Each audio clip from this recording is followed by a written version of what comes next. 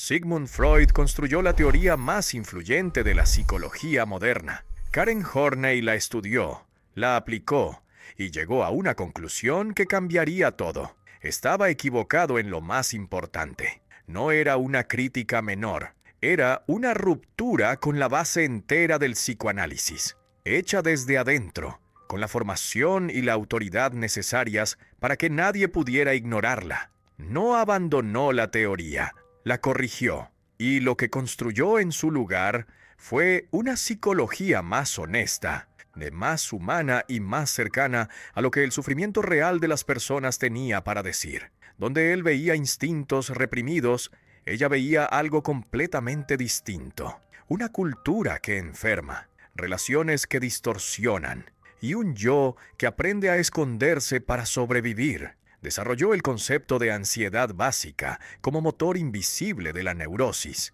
Describió con precisión las trampas del yo idealizado, la tiranía del debería, el amor que busca en el otro lo que uno no puede darse a sí mismo. Lo que entendió y que la psicología de su tiempo no estaba dispuesta a reconocer es que el sufrimiento no siempre viene de la biología ni del pasado. A veces viene de la imagen que construimos de nosotros mismos y de la distancia que existe entre esa imagen y lo que realmente somos. Su obra no es solo una crítica a Freud, es una invitación a conocerse sin el filtro del personaje que uno ha aprendido a ser. Una analista entrenada en la tradición ortodoxa freudiana se sienta frente a sus pacientes escuchando historias de sufrimiento que no siguen el guión que los manuales describieron, y algo no cuadra entre lo que la teoría predice y lo que la experiencia clínica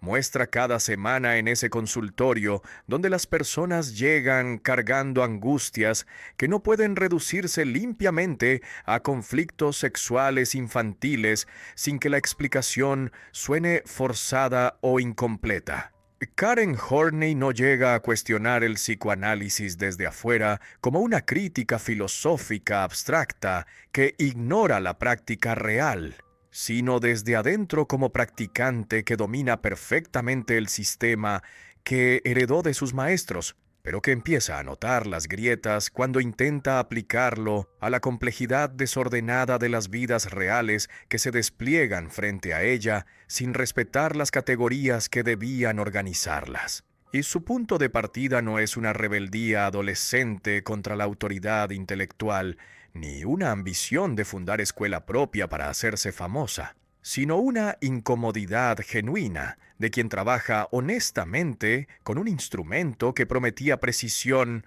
pero que en sus manos produce explicaciones que suenan cada vez más como fórmulas aplicadas mecánicamente, sin capturar lo específico de cada sufrimiento particular que escucha. Y lo que la incomoda progresivamente, hasta volverse insoportable, no es la idea del inconsciente que acepta completamente, porque la observación clínica la confirma de manera contundente cada vez que un paciente repite patrones sin poder explicar por qué lo hace. Es sino la rigidez biológica del sistema freudiano que reduce toda neurosis a conflictos sexuales infantiles, como si la psique humana fuera una máquina simple donde conocer la causa sexual temprana permitiría predecir y explicar cualquier síntoma posterior, sin necesitar considerar el peso de la cultura, de las relaciones actuales, del entorno social donde cada persona crece, aprendiendo qué es aceptable y qué es vergonzoso. Una mujer que consulta por ansiedad crónica y miedo al abandono según el esquema freudiano debe estar repitiendo conflictos edípicos no resueltos con su padre. Pero cuando la analista escucha la historia completa, descubre que esa mujer creció en una familia donde el afecto se daba condicionalmente solo cuando cumplía expectativas imposibles, y donde cualquier falla era castigada con una retirada emocional que la dejaba aterrada de perder el amor si alguna vez mostraba debilidad, Y esa explicación, que considera el ambiente relacional concreto, le parece infinitamente más útil clínicamente que buscar traumas sexuales, que pueden estar o no estar, pero que de todas maneras no explican la especificidad del patrón que esta paciente desarrolló. De esa incomodidad creciente no nace una ruptura dramática con escándalo público, donde renuncia a todo lo aprendido, declarando que el psicoanálisis es charlatanería completa. Sino una reconstrucción paciente y sistemática que toma años de trabajo clínico observando patrones, escribiendo sobre lo que ve, debatiendo con colegas que comparten sus dudas, y refinando gradualmente una teoría alternativa que mantiene lo valioso del psicoanálisis como el reconocimiento del inconsciente y de los mecanismos defensivos, pero que reemplaza el determinismo biológico con un enfoque cultural y relacional. Esa reconstrucción paciente que avanza mediante artículos y libros donde desarrolla conceptos como la ansiedad básica, el yo idealizado, la tiranía del debería y las tres orientaciones neuróticas hacia los otros, termina produciendo una de las teorías de la personalidad más completas y más profundamente humanas del siglo XX, porque no trata a las personas como especímenes biológicos movidos por instintos universales, sino como seres que construyen su carácter mediante respuestas creativas, aunque a veces destructivas, a los ambientes concretos donde crecieron. La envidia del pene como experiencia universal femenina es uno de los pilares centrales de la teoría freudiana sobre el desarrollo psicológico de las mujeres, que según este esquema descubren en la infancia que carecen del órgano masculino y pasan el resto de sus vidas lidiando con ese sentimiento de incompletud que las marca fundamentalmente como seres deficientes. La pensadora desafía esta idea directamente argumentando que si las mujeres en las sociedades occidentales modernas sienten envidia de los hombres, lo que envidian no es el pene como órgano biológico, sino el poder social, la libertad de movimiento, el acceso a educación y profesiones, la autoridad cultural que los hombres tienen simplemente por ser hombres en una cultura patriarcal que organiza las jerarquías de género favoreciendo sistemáticamente a la mitad masculina de la población. Lo que Freud interpretó como envidia anatómica es en realidad una respuesta racional a la desigualdad social concreta. Entonces confundió síntoma cultural con destino biológico universal, cometiendo el error que cometen todos los pensadores que generalizan desde su propia cultura sin reconocer que lo que observan está moldeado por condiciones históricas específicas. Su crítica va más allá de cuestionar un concepto específico, aunque sea central, y alcanza todo el androcentrismo del psicoanálisis freudiano que describe la psicología humana desde la perspectiva masculina tomándola como norma universal. Y luego presenta a las mujeres como versiones defectuosas o incompletas de los hombres, en lugar de reconocer que la psicología femenina tiene su propia lógica, sus propias líneas de desarrollo y sus propias formas de salud y de patología que no son inferiores ni derivadas, sino simplemente diferentes. Freud describe el superyo femenino como más débil que el masculino, porque según él las mujeres nunca resuelven completamente el complejo de Edipo. Pero ella responde que lo que Freud llama superyo débil es en realidad una forma diferente de desarrollo moral que enfatiza el cuidado y las relaciones, en lugar de enfatizar las reglas abstractas y la jerarquía, y que juzgar esa diferencia como debilidad revela el sesgo masculino de quien estableció los criterios de evaluación. Esta crítica feminista pionera que desarrolla durante los años 30 y 40 décadas antes de que el movimiento feminista de la segunda ola cuestionara masivamente el patriarcado, la convierte en una figura fundamental de la psicología de las mujeres, Aunque ese reconocimiento llegue tardíamente, porque durante su vida sus ideas fueron rechazadas violentamente por el establishment psicoanalítico ortodoxo. El Instituto Psicoanalítico de Nueva York, donde ella trabajaba como analista didacta, entrenando a la siguiente generación de analistas, la expulsa formalmente en 1941 por sus ideas heterodoxas, después de años de tensiones donde sus colegas masculinos intentaron silenciarla. Y ella eligió mantener su integridad intelectual fundando su propia asociación para el avance del psicoanálisis, donde puede trabajar libremente sin la censura ortodoxa que le prohíba cuestionar al maestro vienés. Imagina a un niño pequeño que depende completamente de adultos para sobrevivir, pero que esos adultos son impredecibles, a veces cálidos y a veces fríos, sin un patrón que el niño pueda entender, a veces disponibles y a veces ausentes emocionalmente, aunque estén físicamente presentes, a veces aprobadores y a veces críticos según criterios que cambian sin aviso, dejando al niño sin manera confiable de saber qué conducta producirá amor y qué conducta producirá rechazo. Ese niño desarrolla lo que la teórica llama ansiedad básica, un sentimiento profundo de estar solo, desamparado y amenazado en un mundo potencialmente hostil que no surge de ningún trauma dramático específico, sino de la calidad general del entorno, que no ofreció suficiente calor genuino, seguridad predecible y respeto por las necesidades del niño. No se trata de padres malvados que abusan deliberadamente, sino frecuentemente de padres ordinarios que están demasiado ocupados,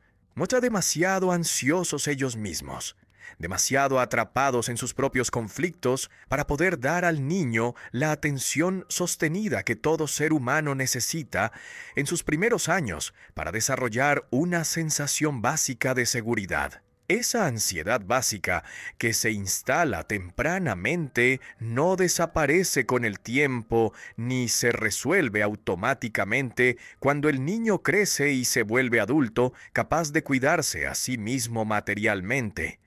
sino que se convierte en el motor oculto de la personalidad neurótica, organizando todo el sistema de estrategias defensivas que una persona construye a lo largo de su vida, en un intento continuo de manejar ese miedo original. Todo el trabajo posterior de esa persona adulta que ahora consulta en el consultorio terapéutico quejándose de síntomas específicos como insomnio, ataques de pánico, relaciones destructivas o incapacidad de tomar decisiones, es en realidad un intento de calmar esa ansiedad original mediante estrategias que parecen racionales en la superficie, pero que en el fondo solo responden a la pregunta angustiada de cómo estar seguro en un mundo que nunca se sintió seguro. La ansiedad básica no es una patología extraña que afecta solo a los casos graves, sino algo que en mayor o menor grado toca a casi todos los seres humanos, porque ningún entorno infantil es perfecto. Ningún padre es capaz de dar atención perfecta las 24 horas durante los años que dura la dependencia infantil. Esa universalidad es precisamente lo que hace la teoría tan reconocible cuando alguien la lee por primera vez. Leer sobre la ansiedad básica es frecuentemente experimentar ese momento incómodo donde reconoces algo en ti mismo que preferirías no reconocer. Donde una conducta que siempre justificaste como razonable se revela repentinamente como una estrategia defensiva que no tiene nada que ver con las razones que dabas conscientemente, sino con miedos que operaban invisiblemente. Hostilidad básica. Junto a la ansiedad existe su gemela oscura. Una rabia profunda hacia los adultos que no dieron al niño lo que necesitaba para sentirse seguro y valorado. Pero esa rabia enfrenta un problema insoluble, porque el niño depende completamente de esas mismas personas para sobrevivir física y emocionalmente. Entonces expresarla directamente sería catastrófico, arriesgando perder el poco amor y cuidado que recibe. Que el niño que siente rabia contra su madre porque ella está ausente emocionalmente, ocupada con sus propios problemas, no puede gritarle que la odia, porque teme que si lo hace, ella se irá definitivamente o dejará de quererlo del todo. Entonces esa rabia debe ser reprimida, negada, escondida tan profundamente que eventualmente el niño mismo olvida que la siente, y solo queda la ansiedad en la superficie, mientras la hostilidad opera invisiblemente desde el fondo, como una corriente subterránea que contamina todas las relaciones posteriores. Esta combinación tóxica de ansiedad y hostilidad reprimida produce una tensión que el individuo intenta resolver mediante tres estrategias básicas que se vuelven patrones dominantes organizando toda su personalidad. Puede acercarse a los demás buscando en ellos la seguridad que nunca tuvo, intentando comprar amor mediante la sumisión y la complacencia. Puede alejarse de los demás retirándose emocionalmente para no depender de nadie que pueda lastimarlo mediante una autosuficiencia fría. O puede ir contra los demás mediante la dominación y el control, asegurándose de que nadie pueda tener poder sobre él. Cada persona desarrolla una de estas tres orientaciones como solución preferida, aunque las tres coexisten en algún grado dentro de cada psique generando conflictos internos cuando situaciones diferentes activan orientaciones incompatibles. Lo neurótico, según esta teoría, no es usar estas estrategias, porque todas son respuestas humanas comprensibles a situaciones donde la ansiedad básica se activó, sino quedar atrapado en una de ellas de forma rígida e inflexible, sin poder adaptarse a las demandas cambiantes de la realidad. Una persona que siempre va hacia los otros aceptará abusos en sus relaciones porque su ansiedad le dice que estar sola es peor que cualquier maltrato. Una que siempre va contra los otros destruirá vínculos genuinos, porque interpreta cualquier cercanía como una amenaza a su autonomía. Una que siempre se aleja perderá oportunidades de conexión real porque su miedo al rechazo es más fuerte que su deseo de intimidad. ¿Qué hace la persona que se mueve hacia los otros buscando seguridad mediante la cercanía y la aprobación? Construye una identidad completa basada en ser querido y aceptado sin importar el costo personal que deba pagar para mantener esa aceptación. Entonces se vuelve experta en leer las necesidades ajenas anticipándolas antes de que se expresen, en complacer sacrificando sus propios deseos que ni siquiera reconoce ya como propios, porque hace tanto tiempo que los subordinó a lo que los demás quieren que ha olvidado qué querría si pudiera elegir libremente. No es en evitar conflicto mediante un acuerdo automático con cualquier opinión que el otro exprese. Esta persona necesita constantemente confirmación de que es amada, de que no será abandonada, de que los demás están de su lado, porque su ansiedad solo se calma temporalmente cuando siente esa confirmación, aunque 5 minutos después la duda vuelva exigiendo nueva confirmación en un ciclo que nunca termina. La persona que se mueve contra los otros resuelve la ansiedad mediante una estrategia opuesta, transformándola en hostilidad activa que la impulsa a controlar, dominar y competir porque aprendió que el mundo es un lugar hostil, donde solo los fuertes sobreviven y donde cualquier debilidad será explotada. Para esta persona, cada interacción es potencialmente un campo de batalla donde debe ganar para no perder. Debe demostrar superioridad para no sentirse inferior. Debe mantener control sobre las situaciones y sobre las personas. El éxito profesional, el estatus social, la acumulación de poder, Se vuelven obsesiones no porque disfrute genuinamente esas cosas, sino porque funcionan como evidencia de que ya no es la niña desamparada que alguna vez fue. Pero esa evidencia nunca es suficiente porque la inseguridad que impulsa la búsqueda de poder es insaciable. Y la persona que se aleja de los otros, retirándose emocionalmente, resuelve la ansiedad mediante una autosuficiencia que elimina la dependencia y con ella el riesgo de ser lastimado por otros que podrían fallar, decepcionar o abandonar. Entonces construye una vida donde las relaciones se mantienen superficiales sin inversión emocional profunda que podría volverla vulnerable, donde las necesidades se niegan sistemáticamente porque reconocerlas sería reconocer que depende de algo o de alguien.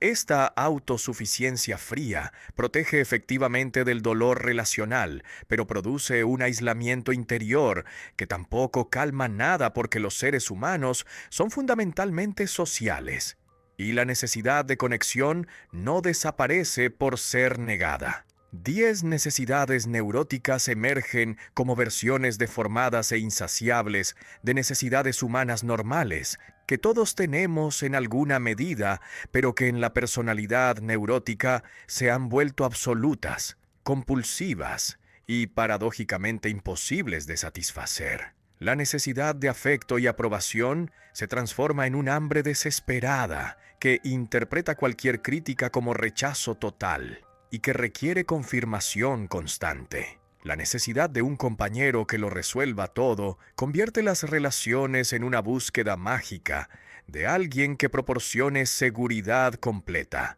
La necesidad de poder busca control sobre otros como manera de nunca sentirse vulnerable. La necesidad de explotación usa a los demás como objetos. La necesidad de prestigio convierte cada interacción en una oportunidad para impresionar. La necesidad de admiración personal requiere que todos reconozcan su superioridad única. La necesidad de logro personal transforma cualquier actividad en una competencia. La necesidad de autosuficiencia rechaza toda ayuda como debilidad intolerable. La necesidad de perfección establece estándares imposibles. La necesidad de restringir la propia vida evita cualquier riesgo. Lo que hace neuróticas a estas necesidades no es su existencia, porque todos queremos ser queridos, tener relaciones significativas, alcanzar metas y ser reconocidos por nuestros logros,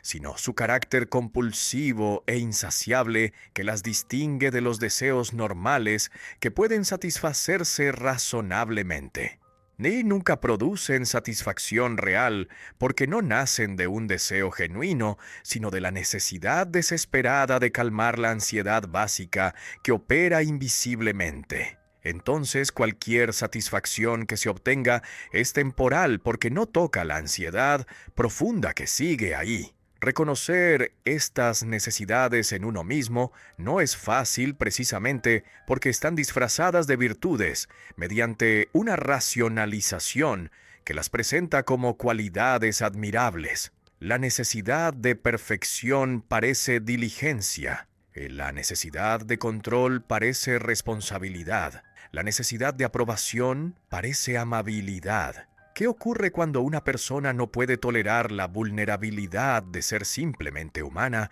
con limitaciones, con necesidades y con aspectos que no están a la altura de ningún ideal heroico? Construye lo que se llama el yo idealizado, una imagen inflada y perfecta de sí misma, que funciona como identidad sustituta, reemplazando al yo real que parece demasiado pequeño y demasiado insuficiente, y demasiado vulnerable para enfrentar un mundo que se experimenta como hostil y exigente. Este yo idealizado no es simple vanidad ni es un deseo normal de mejorar que todos tenemos en alguna medida, sino una construcción defensiva masiva que intenta escapar de la ansiedad básica mediante una transformación imaginaria. Ya no soy la persona asustada que teme el rechazo, sino alguien tan especial, do tan capaz o tan superior que el rechazo es imposible porque todos deben admirarme sin reservas.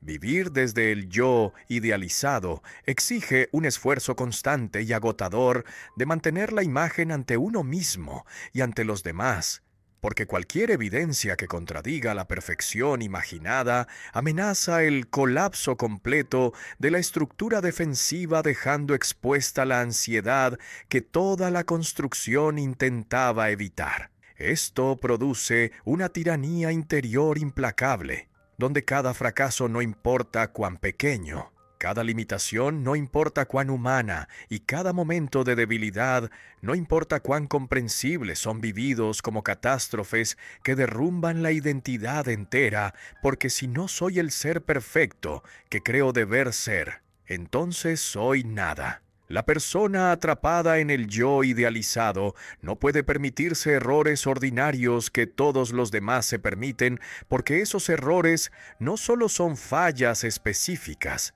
sino evidencias de que la imagen completa es una mentira.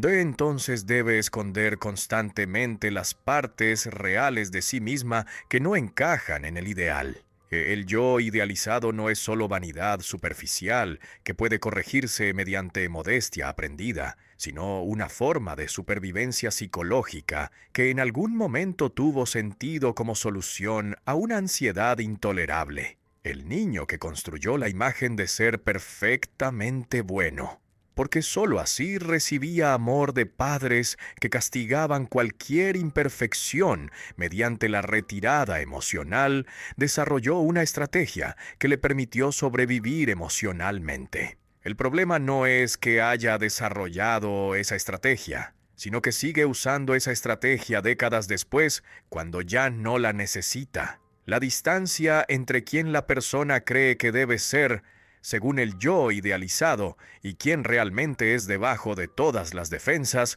produce una angustia crónica que nunca cesa, porque esa distancia es insalvable. Nadie puede ser perfecto, nadie puede vivir sin necesidades, y nadie puede sostener una imagen heroica 24 horas al día sin colapsar bajo el peso de la actuación perpetua. Debería ser siempre amable, debería nunca mostrar debilidad, debería poder con todo sin ayuda, debería no necesitar nada de nadie, debería ser perfecta en mi trabajo, debería nunca equivocarme, debería controlar mis emociones completamente. Estos deberías que resuenan constantemente en la mente de la persona neurótica no son metas razonables que alguien se propone alcanzar gradualmente, reconociendo que puede fallar sin que eso sea una catástrofe, y sino órdenes absolutas e implacables que no admiten excepciones ni contextos que puedan matizarlas porque funcionan como leyes morales universales.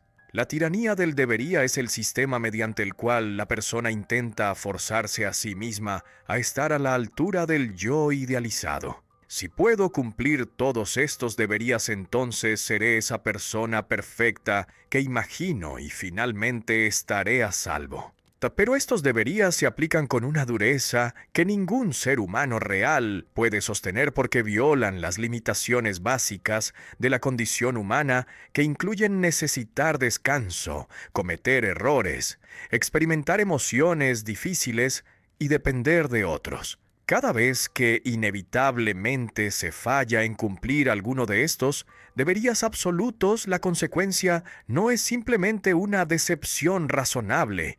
sino una culpa aplastante, una vergüenza profunda y un autodesprecio que confirma la creencia subyacente de que en el fondo uno es inadecuado. La persona queda atrapada en un ciclo donde los deberías exigen lo imposible. El fracaso inevitable produce autocrítica feroz. Esa autocrítica genera más ansiedad y más necesidad de probar el valor mediante un cumplimiento aún más estricto de los deberías, que se vuelven cada vez más exigentes. La crueldad particular de esta tiranía reside en que la persona no la percibe como autoexigencia neurótica, sino como razonabilidad básica, que cualquier persona decente debería cumplir sin dificultad. Entonces, cuestionar los deberías Parece una renuncia a ser bueno en lugar de parecer liberación de estándares imposibles. Cuando alguien sugiere que quizás no debería exigirse tanto a sí misma la respuesta interior inmediata, es que eso sería conformismo o mediocridad inaceptable, porque ha confundido completamente la distinción entre tener estándares razonables que guían sin aplastar y tener exigencias absolutas que destruyen cualquier posibilidad de autoaceptación genuina. More, ¿qué queda cuando dejas de actuar el personaje que construiste para sobrevivir emocionalmente en un mundo que te enseñó que ser tú mismo era peligroso? El yo real emerge como concepto central, que no designa ninguna esencia metafísica fija, grabada en piedra desde el nacimiento, ni ninguna identidad predeterminada que debe descubrirse como si fuera un tesoro escondido, sino el núcleo vivo de posibilidades genuinas, de deseos auténticos que nacen de quien realmente eres en lugar de nacer de quien crees que deberías ser. Este yo real que la neurosis va sepultando gradualmente bajo capas sucesivas de estrategias defensivas y de actuaciones sociales no es algo que se construye desde cero mediante un esfuerzo heroico, sino algo que ya existe esperando ser reconocido debajo del ruido de las exigencias neuróticas que lo han estado sofocando durante años. El yo real no es perfecto ni heroico, porque esas categorías pertenecen al yo idealizado que funciona mediante una fantasía compensatoria de grandeza que niega las limitaciones reales, sino simplemente verdadero en el sentido de que responde a lo que genuinamente sientes, deseas y valoras, cuando dejas de preguntarte qué deberías sentir según los estándares que internalizaste. Reconectarse con el yo real implica una disposición radical a verte con honestidad sin los filtros que distorsionan sistemáticamente la percepción, presentándote como mejor o como peor de lo que realmente eres, porque ambas distorsiones sirven a la neurosis. Implica también tolerar tus propias limitaciones, reconociendo que no puedes hacer todo, que no eres buena en todo, que necesitas ayuda en áreas donde otros son más capaces, sin que esas limitaciones signifiquen que eres defectuosa. Renunciar al yo idealizado que prometía seguridad mediante la perfección, aunque nunca entregó esa seguridad, no es una tarea simple que se logra mediante una decisión única tomada en un momento de claridad, sino un proceso gradual y frecuentemente doloroso, donde debes soltar una identidad aunque sea falsa, antes de poder encontrar una que sea real, donde debes pasar por un periodo de no saber quién eres. La meta del trabajo terapéutico no es construir un yo mejor mediante la modificación de conductas específicas, sino desenterrar el yo que ya existe debajo del personaje, permitiendo que emerja gradualmente a medida que las defensas se vuelven innecesarias. Mas la autocrítica destructiva opera mediante un mecanismo que parece razonable en la superficie, pero que examinado cuidadosamente revela su naturaleza como estrategia defensiva. Una voz interior que amplifica sistemáticamente cada error, transformando equivocaciones normales en evidencias de incompetencia fundamental, que minimiza cada logro restándole importancia mediante comparaciones con estándares imposibles, que mantiene a la persona en un estado permanente de insuficiencia crónica, sintiéndose siempre por debajo de donde debería estar. Esta voz no dice simplemente que cometiste un error específico, que puedes corregir aprendiendo de la experiencia, sino que eres fundamentalmente defectuosa como persona y que ese error es solo una manifestación más de una inadecuación esencial.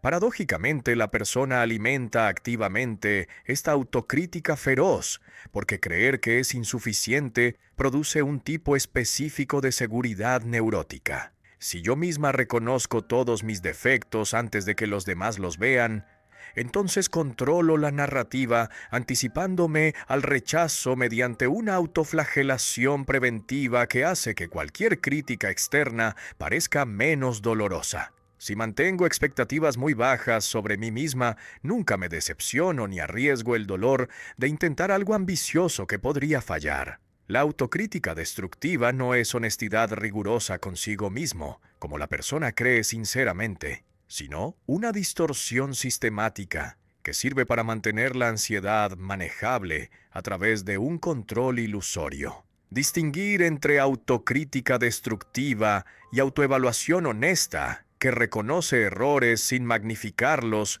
ni sin usarlos como evidencia de defectos caracterológicos permanentes, es uno de los trabajos más importantes y más difíciles del proceso terapéutico, porque la persona ha confundido completamente ambas, tratando la autocrítica feroz como si fuera una virtud. Sin esa distinción clara, seguirá usando como herramienta supuesta de crecimiento lo que en realidad es un instrumento de parálisis. La autocrítica destructiva es un enemigo interior más eficaz que cualquier crítico externo podría ser, porque opera constantemente sin descanso, porque conoce todas las vulnerabilidades, porque se disfraza como voz de la razón. Freud busca el origen de la neurosis principalmente en la biología universal y en la sexualidad infantil, tratando los conflictos psicológicos como expresiones de tensiones internas entre instintos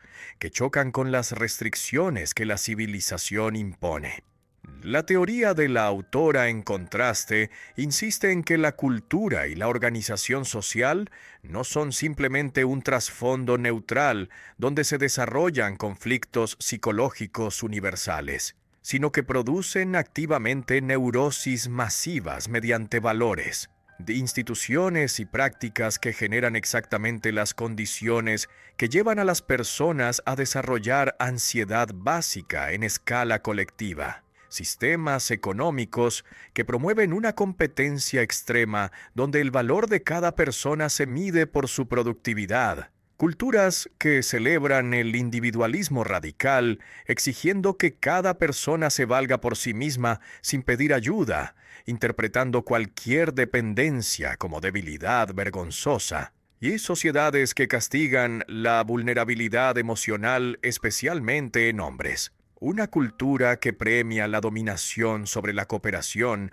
definiendo el éxito como vencer a otros, en lugar de como contribuir al bienestar colectivo, que mide el valor humano según logros externos, cuantificables, ignorando completamente las cualidades internas como la bondad, que organiza el trabajo de maneras que alienan a las personas de los productos de su labor. Produce ciudadanos estructuralmente ansiosos que han internalizado esos valores experimentándolos como naturales, cuando son construcciones históricas específicas. Esos ciudadanos ansiosos luego buscan en la psicología individual soluciones a problemas que son fundamentalmente colectivos, intentando adaptarse mejor a sistemas que los enferman, en lugar de cuestionar los sistemas mismos. Esta dimensión cultural de la teoría transforma su trabajo de clínico en pensamiento social, porque revela que lo que tratamos como patologías individuales, que deben curarse mediante terapia, son frecuentemente respuestas adaptativas a ambientes sociales enfermizos que producen esas patologías sistemáticamente. Una madre que desarrolla ansiedad paralizante sobre el bienestar de sus hijos en una cultura que la hace única responsable de cada aspecto del desarrollo infantil, mientras simultáneamente le niega recursos, no está simplemente neurótica por razones internas, sino que está respondiendo racionalmente a un sistema que le exige perfección en una tarea imposible. Si la neurosis es producto de condiciones sociales específicas, entonces cambiar esas condiciones podría reducir masivamente la incidencia de problemas psicológicos. La envidia emerge no como un defecto moral que revela mezquindad de carácter, sino como un síntoma psicológico que señala algo profundo sobre la relación que una persona tiene consigo misma. y específicamente sobre su incapacidad de conectar con sus propios deseos genuinos que han sido sepultados bajo años de adaptación a expectativas externas. Cuando alguien mira constantemente lo que tienen los demás usando esas posesiones, esos logros o esas cualidades como espejo para determinar qué debería desear sin preguntarse nunca qué quiere realmente según sus propios valores, está revelando que ha perdido acceso al yo real, que sabe qué quiere sin necesitar validación externa. La envidia neurótica no dice simplemente que quiero lo que tú tienes, porque objetivamente me sería útil, sino que dice que debo quererlo, porque tú lo tienes. Y si tú lo tienes, entonces debes ser valioso. La competitividad neurótica funciona mediante una lógica similar, pero aún más destructiva, porque no solo usa a los demás como referencia externa para definir el valor, sino que necesita activamente ganar en comparaciones directas para no sentirse aplastada por la inferioridad que amenaza constantemente. No basta con tener lo que quiero, sino que debo tener más que los otros para no quedar por debajo en jerarquías invisibles. No que esta competencia no es la competencia sana que busca superarse a uno mismo mediante desafíos que expanden las capacidades disfrutando el proceso, sino la que requiere victorias externas para calmar una inseguridad interna que nunca se calma realmente, porque el problema no es el resultado de ninguna competencia específica, sino la ansiedad básica. En una cultura que celebra la competencia como virtud universal, enseñándola desde la infancia mediante sistemas educativos que clasifican a los estudiantes en rankings, mediante economías que recompensan solo a los ganadores mientras castigan a los perdedores con precariedad material, estas dinámicas psicológicas quedan completamente invisibilizadas porque lo que es en realidad síntoma de ansiedad profunda se transforma mágicamente en un rasgo de carácter admirado. Entonces, la persona que sufre competitividad neurótica no solo no reconoce que sufre, sino que se enorgullece de su capacidad de competir, interpretando su ansiedad como motivación positiva, sin ver que está destruyendo cualquier posibilidad de disfrutar genuinamente sus logros. Una relación donde una persona o ambas buscan en el vínculo la solución completa a la ansiedad básica, en lugar de buscar una conexión genuina con el otro, como persona separada con su propia vida interior, se convierte en amor neurótico que reproduce compulsivamente patrones de dependencia, de control o de abandono emocional que nunca entregan lo que prometen, porque el problema no está en encontrar la persona correcta, sino en resolver suficientemente la propia ansiedad que ninguna relación puede curar. La persona que se mueve hacia los otros en el amor desarrolla una necesidad insaciable de aprobación y de cercanía constante, viviendo aterrada por el abandono que interpreta cualquier desacuerdo. Ve cualquier momento donde el otro quiere tiempo solo o cualquier crítica mínima como evidencia de que el amor se está retirando y que pronto será abandonada. Entonces debe hacer cualquier cosa para prevenir esa catástrofe, incluyendo sacrificar completamente sus propias necesidades con tal de mantener al otro cerca, aunque ese otro la trate mal, porque estar en una relación mala es menos aterrador que estar sola enfrentando la ansiedad.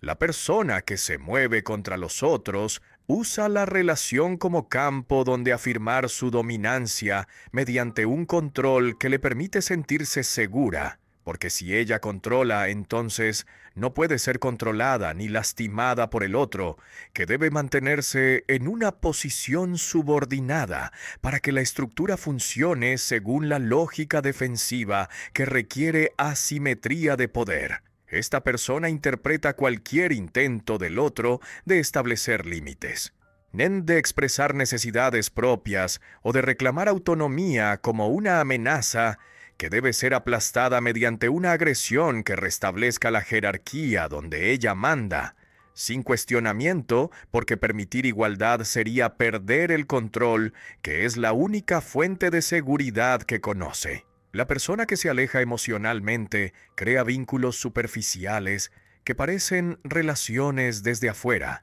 pero que internamente son arreglos donde mantiene distancia suficiente para no arriesgarse a depender realmente del otro, ni a ser vista completamente con sus vulnerabilidades que esconde mediante una actuación de autosuficiencia. Pues estos tres patrones se repiten compulsivamente en las relaciones de la persona neurótica sin que ninguno entregue lo que busca porque la búsqueda misma está mal dirigida. Intenta encontrar en el otro la seguridad que solo puede construirse internamente mediante la resolución de la ansiedad básica que ninguna cantidad de amor externo puede curar por intenso que sea. Y la posibilidad de un amor más libre y menos ansioso no depende de encontrar la persona correcta que finalmente entienda tus necesidades y las satisfaga completamente sin fallar nunca,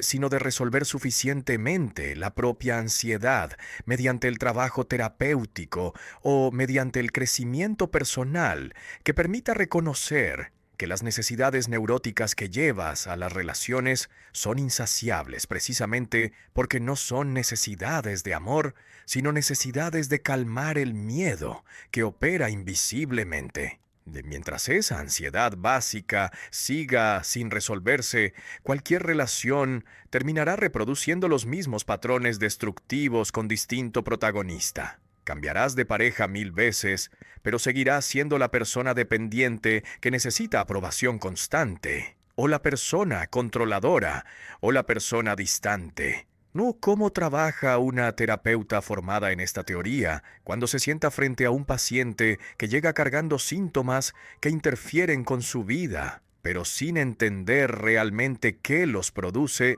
ni cómo cambiarlos. El enfoque no busca desenterrar traumas infantiles específicos mediante una arqueología psicológica que asume que recordar el origen del problema automáticamente lo resuelve liberando la emoción reprimida, sino que explora los patrones actuales observando cómo el paciente se relaciona ahora mismo en el presente, cómo responde al conflicto cuando surge en la sesión, cómo trata sus propias emociones cuando aparecen durante la conversación terapéutica, qué imagen de sí mismo defiende mediante racionalizaciones que justifican conductas que claramente no le sirven, qué tipo de relación intenta establecer con el terapeuta reproduciendo inevitablemente los mismos patrones que usa fuera del consultorio. Esos patrones del presente contienen toda la información necesaria sobre el conflicto interior sin necesidad de recordar eventos específicos de la infancia. El terapeuta en este modelo no adopta una posición de arqueólogo silencioso que excava el pasado, interpretando cada asociación libre como símbolo de conflicto edípico reprimido, sino que funciona como un compañero activo que ayuda al paciente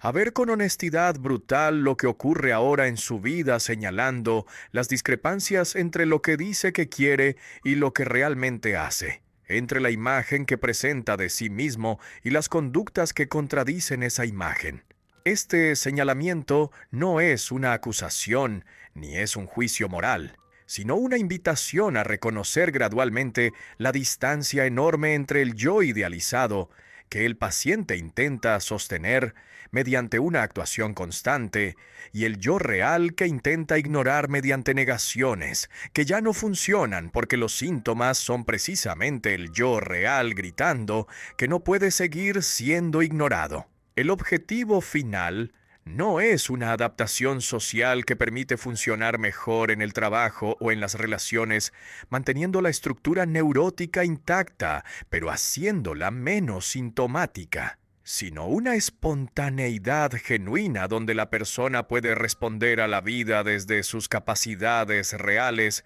en lugar de desde sus estrategias defensivas automáticas que consumen energía psicológica sin producir satisfacción real.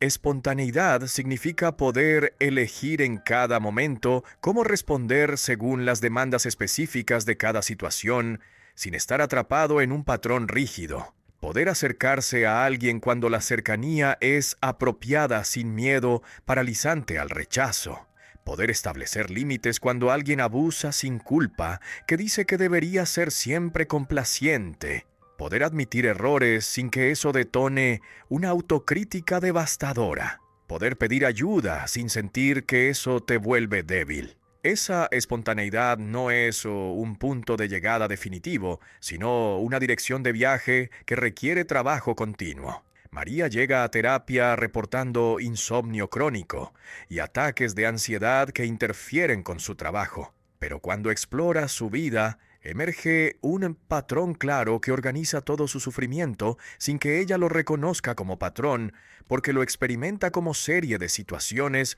desconectadas que simplemente le ocurren. Vive con una pareja que la critica constantemente, delante de amigos humillándola mediante comentarios sobre su peso, su inteligencia o sus capacidades domésticas que ella siempre fracasa en cumplir según los estándares imposibles que él establece. Pero cuando la terapeuta sugiere que quizás esa relación está contribuyendo a su ansiedad, María defiende a su pareja, explicando que él solo quiere que mejore y que tiene razón en sus críticas porque ella realmente es descuidada. No, cuando la terapeuta pregunta qué pasaría si dejara esa relación, María responde con un pánico visceral. Estaría sola sin nadie que la quiera, porque ¿quién más podría quererla con todos sus defectos? Entonces debe aceptar las críticas y trabajar más duro para ser mejor. Este patrón revela que María se mueve hacia los otros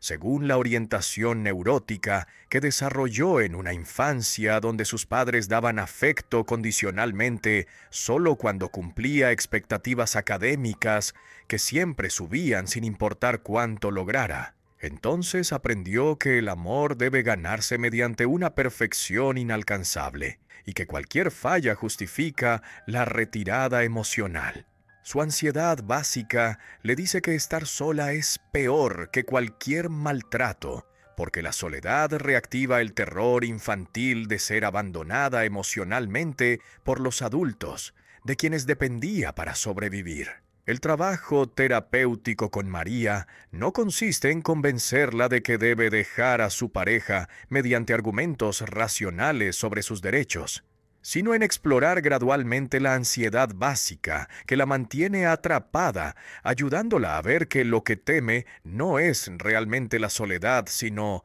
el sentimiento de no ser suficiente que la soledad confirmaría según su lógica neurótica. T. Jorge presenta un problema opuesto en la superficie, pero idéntico en la raíz psicológica. Llega a terapia porque su tercera pareja en 5 años acaba de dejarlo, diciendo que no puede seguir en una relación donde nunca hay cercanía real, donde cada intento de hablar sobre emociones es bloqueado mediante sarcasmo o mediante un cambio de tema. Si cuando la terapeuta explora su historia relacional, descubre que Jorge termina todas sus relaciones exactamente de la misma manera. Conoce a alguien que inicialmente le parece interesante. Disfruta la fase temprana donde todo es ligero, sin compromisos profundos. Pero apenas la otra persona empieza a pedir más cercanía, él siente una claustrofobia visceral que interpreta como señal de que esa persona no es la correcta. Cuando la terapeuta señala el patrón, Jorge primero lo niega diciendo que simplemente no ha encontrado la persona adecuada todavía. Pero cuando se le pregunta qué caracteriza a la persona adecuada, no puede describir nada concreto, revelando que el problema no está en las parejas que elige, sino en su incapacidad de tolerar la vulnerabilidad que toda intimidad real requiere. Estos casos ilustran cómo el método clínico desarrollado por la teoría se diferencia del psicoanálisis freudiano ortodoxo, en que no interpreta todo desde la sexualidad infantil, buscando complejos edípicos en cada síntoma, sino que trabaja directamente con los conflictos actuales del paciente, observando cómo estos se repiten en todas las áreas de su vida. Más importante aún, los patrones se manifiestan inevitablemente en la relación terapéutica misma, donde María intentará complacer a la terapeuta sacrificando su propia agenda, mientras Jorge mantendrá distancia emocional tratando las sesiones como ejercicios intelectuales en lugar de como encuentros genuinos. Autoanálisis. El libro que la autora publica con ese título en 1942 propone algo que escandaliza al establishment psicoanalítico ortodoxo que defiende celosamente el monopolio profesional sobre el acceso al inconsciente. La introspección sistemática y honesta puede producir cambios psicológicos reales sin necesidad de un terapeuta profesional que interprete tus síntomas según teorías que solo los expertos dominan después de años de entrenamiento costoso. El autoconocimiento no es simplemente un complemento útil del tratamiento profesional que ayuda entre sesiones, pero que nunca puede reemplazar el análisis conducido por un analista entrenado, sino una capacidad humana genuina que puede desarrollarse mediante una práctica disciplinada si la persona está dispuesta a enfrentar lo que encuentra cuando mira honestamente hacia adentro, sin las defensas habituales que distorsionan la percepción. El autoanálisis que propone no es un diario emocional superficial donde anotas qué sentiste hoy, sin examinar los patrones que organizan esos sentimientos. Ni es lectura de libros de autoayuda que ofrecen soluciones fáciles, mediante afirmaciones positivas que ignoran completamente la complejidad de los conflictos internos. Es, en cambio, un examen riguroso y valiente de los propios patrones que requiere observar sistemáticamente tus reacciones en diferentes contextos, buscando los hilos comunes que revelan las estrategias defensivas que usas automáticamente sin notarlas. Requiere confrontar las racionalizaciones que inventas para justificar conductas que claramente no te sirven. Requiere explorar los puntos ciegos que sistemáticamente evitas, mirar precisamente porque son los más reveladores. Esta propuesta democratiza la psicología sugiriendo que el crecimiento personal no es un monopolio de quienes pueden pagar análisis durante años, sino algo accesible a cualquier persona dispuesta a la honestidad radical consigo misma. Sin importar su nivel educativo o su capacidad económica, siempre que desarrolle la disciplina necesaria para sostener el examen sin abandonarlo cuando se vuelve incómodo. Y sin embargo, advierte claramente que esta propuesta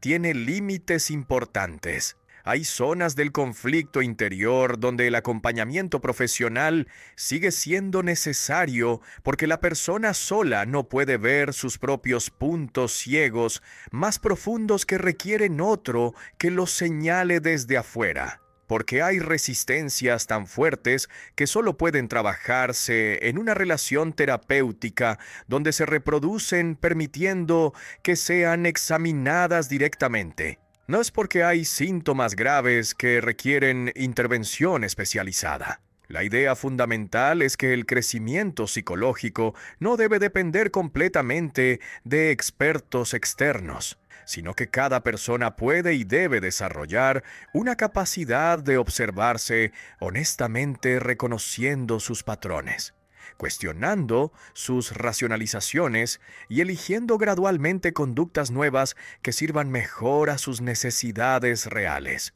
Esta capacidad de autorreflexión crítica no elimina el valor de la terapia profesional, que sigue siendo invaluable especialmente en casos complejos o graves. Pero sí significa que el trabajo terapéutico puede continuar y profundizarse entre sesiones mediante una práctica personal que no depende de que el terapeuta esté presente. ¿De dónde viene la evidencia que sostiene esta teoría tan completa y tan intuitivamente convincente cuando la lees, reconociendo en sus descripciones patrones que has vivido personalmente, principalmente de la observación clínica acumulada durante décadas de práctica terapéutica, donde se trabajó con cientos de pacientes tomando notas sobre los patrones recurrentes.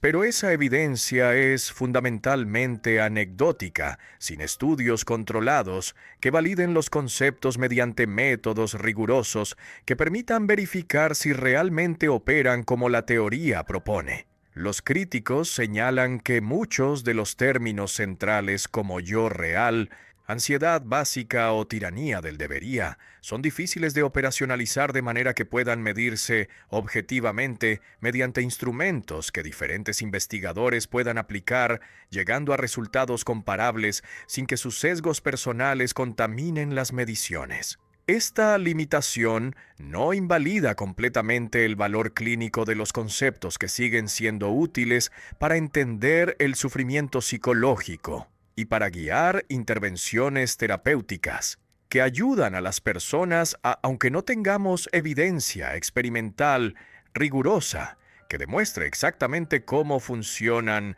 los mecanismos que la teoría describe. Pero sí significa que la teoría no alcanza el estatus científico que tendría si hubiera sido sometida a pruebas empíricas sistemáticas que intentaran falsearla en lugar de solo confirmarla. La investigación empírica rigurosa que validaría o refutaría aspectos específicos de la teoría vino después desarrollada por investigadores posteriores que intentaron traducir los conceptos clínicos en variables medibles. Pero ese trabajo reveló precisamente la dificultad de capturar mediante métodos cuantitativos la riqueza y la complejidad de los fenómenos que la teoría describe de manera cualitativa. El optimismo sobre el autoanálisis es otro punto donde críticos argumentan que se subestima masivamente la dificultad de verse a uno mismo con honestidad sin la ayuda de un terapeuta entrenado que puede señalar los puntos ciegos que por definición no puedes ver solo. La propuesta de que cualquier persona con suficiente disciplina puede realizar autoanálisis efectivo ignoraría que los mecanismos defensivos están diseñados evolutivamente para resistir exactamente ese tipo de examen introspectivo amenazante. Entonces la persona que intenta autoanalizarse sin guía externa probablemente solo reforzará sus racionalizaciones creyendo que está ganando insight cuando en realidad está elaborando justificaciones más sofisticadas. La capacidad humana de autoengaño es tan profunda y tan creativa que sobreestimar la capacidad de autocorrección mediante la introspección sin ayuda externa podría llevar a las personas a creer que están trabajando sobre sí mismas, cuando en realidad están evitando el trabajo real. Algunos críticos acusan a la teórica de minimizar excesivamente los factores biológicos y constitucionales en la formación de la personalidad, enfatizando tanto lo cultural y lo relacional que parece ignorar que existen predisposiciones genéticas verificables mediante estudios de gemelos que muestran que ciertos rasgos de temperamento tienen componentes heredables significativos. Las diferencias individuales en sensibilidad al estrés, en reactividad emocional y en tendencias hacia introversión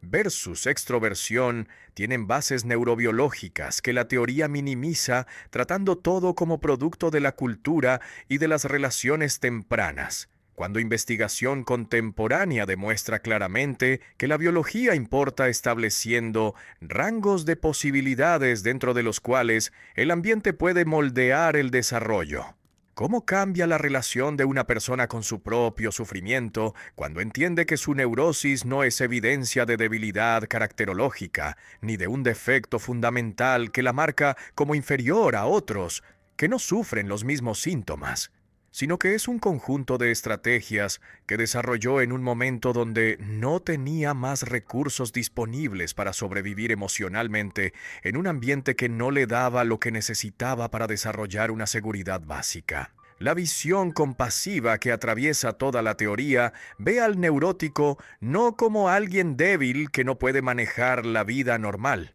sino como alguien que enfrentó situaciones difíciles tempranamente y que hizo lo mejor que pudo con las capacidades limitadas que tenía en ese momento, desarrollando defensas que le permitieron continuar funcionando en lugar de colapsar completamente bajo el peso de una ansiedad que habría sido intolerable sin esas defensas. El problema fundamental no es haber desarrollado esas estrategias defensivas que probablemente eran la mejor opción disponible dadas las circunstancias donde se formaron, sino seguir usándolas automáticamente décadas después, cuando las circunstancias han cambiado completamente y cuando ya no son necesarias, porque la persona adulta tiene recursos que el niño no tenía, incluyendo capacidad de dejar situaciones tóxicas, de establecer límites, de buscar relaciones más sanas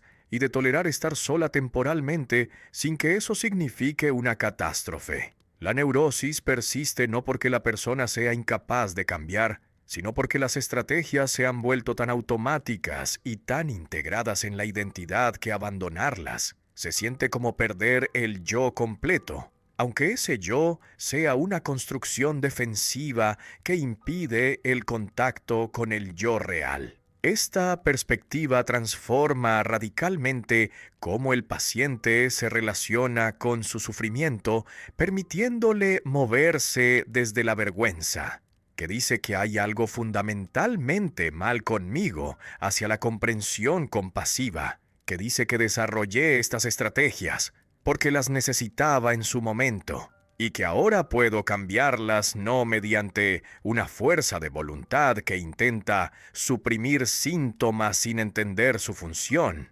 sino mediante una comprensión genuina de su origen y de su propósito, que permite soltarlas gradualmente a medida que se vuelven innecesarias. En lugar de avergonzarse de la neurosis como si fuera una falla personal, puede entenderla como una adaptación creativa a circunstancias difíciles que merece respeto por la inteligencia emocional que demostró al encontrar maneras de sobrevivir. Vi ese respeto por las propias defensas en lugar del desprecio que las ataca es una condición necesaria para que puedan disolverse naturalmente cuando ya no sirven, sin que su disolución sea vivida como una pérdida catastrófica de la identidad, sino como una liberación hacia formas más flexibles de existir.